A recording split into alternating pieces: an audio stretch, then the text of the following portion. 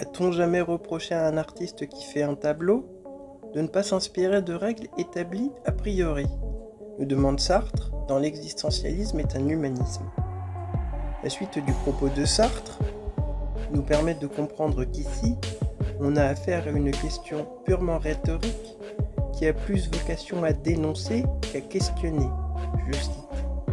Il est bien entendu, nous dit-il, qu'il n'y a pas de tableau défini à faire et que le tableau à faire, c'est précisément le tableau que l'artiste aura fait.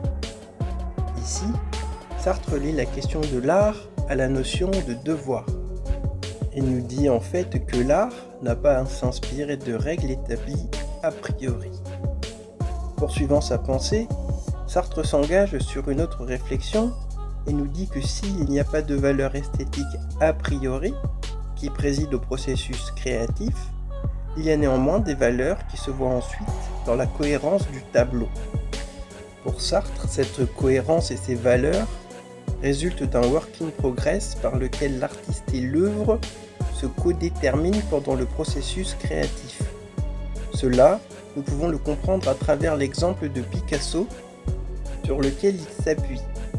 Quand nous parlons d'une toile de Picasso, dit-il, nous comprenons très bien qu'il s'est construit tel qu'il est, en même temps qu'il peignait, et que l'ensemble de son œuvre s'incorpore à sa vie.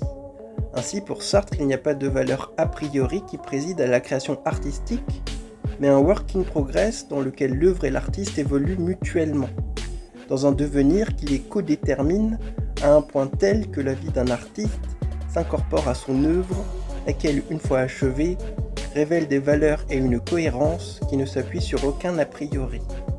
Maintenant, on peut se poser une question. Être libre de règles posées a priori n'est-il pas la condition nécessaire pour pouvoir créer ?